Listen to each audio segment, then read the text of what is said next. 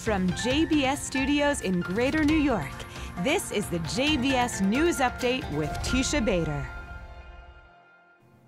I'm Teisha Bader with the JBS News Update for Tuesday, August the 27th, 2019.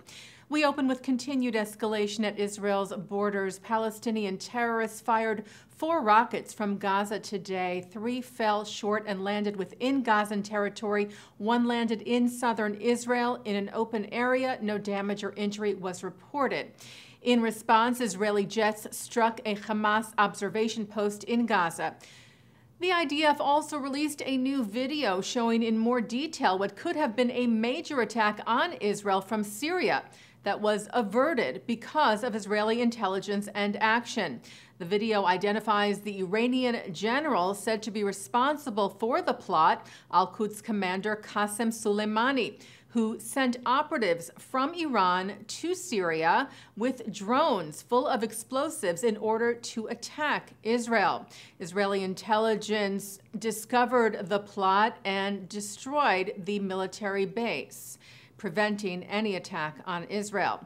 Leader of terror group Hezbollah, which is backed by Iran, Hassan Nasrallah, then threatened revenge on Israel. Israeli Prime Minister Benjamin Netanyahu released a video statement today suggesting to Nasrallah to calm down. The Prime Minister said he knows well that Israel knows how to defend itself and to pay back its enemies. There are also reports that Israeli drones hit a Hezbollah base in Beirut on Sunday, and according to the UK's The Times, targeted and destroyed shipping containers that were holding precision-guided missile technology and materials. There are some doubts as to whether the drones were in fact Israeli. Israel has not officially commented on the incident. Palestinian officials are outraged after a report that the U.S. State Department removed the quote-unquote Palestinian territories from its website list of countries and areas in the Middle East.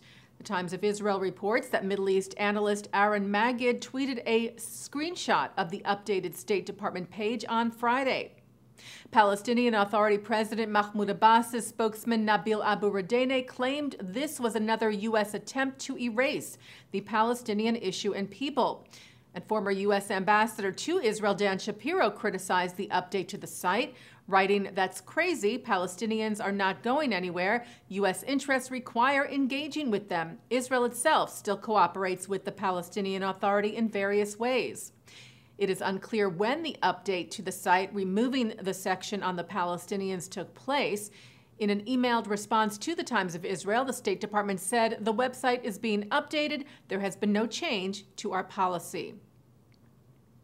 The U.S. Attorney's Office in Pittsburgh filed a notice of intent to seek the death penalty against the 46-year-old man who murdered 11 people at the Tree of Life Synagogue last October. 2 leaders from 2 of the synagogue congregations that worship in the building and lost members during the mass shooting had expressed their opposition to the death penalty, saying the killer should serve life in prison with no parole. Rabbi Jonathan Perlman, whose New Light congregation lost 3 members, wrote to Attorney General William Barr saying both our religious traditions, yours Catholic and mine Jewish, vigorously oppose the death penalty. He said he prefers the killer spend his life behind bars living with what he did.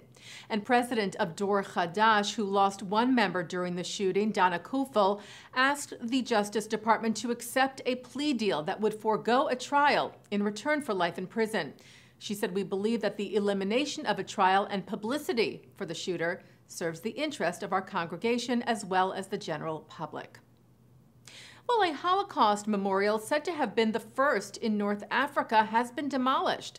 As we reported to you just a week ago, German non-governmental organization Pixel Helper announced they were constructing the site in Morocco and had already completed much of it. But the Jerusalem Post reports today that local authorities initially denied such a building was even taking place, and other sources then said permits and authorization for the building were never given, and bulldozers yesterday flattened the site. Pixel Helper founder Oliver Biankowski said power and water lines had also been cut. Biankowski said the demolition was a sign that Moroccan society was not accepting of the Jewish community.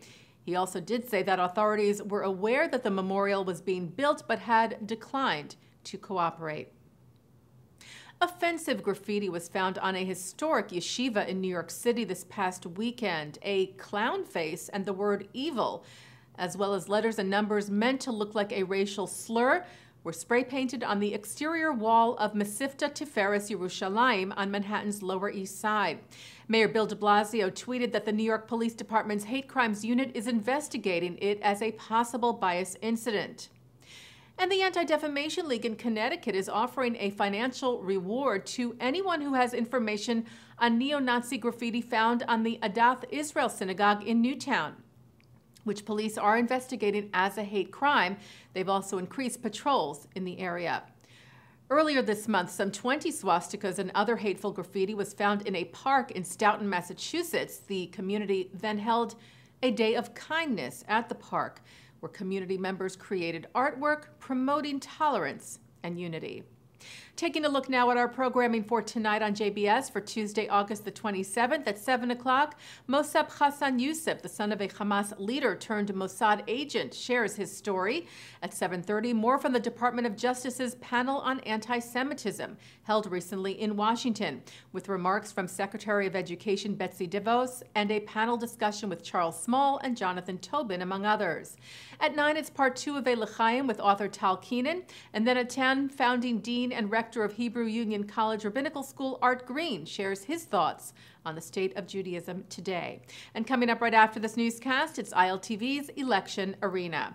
And that's the JBS News Update for Tuesday, August the 27th, 2019. I'm Teisha Bader.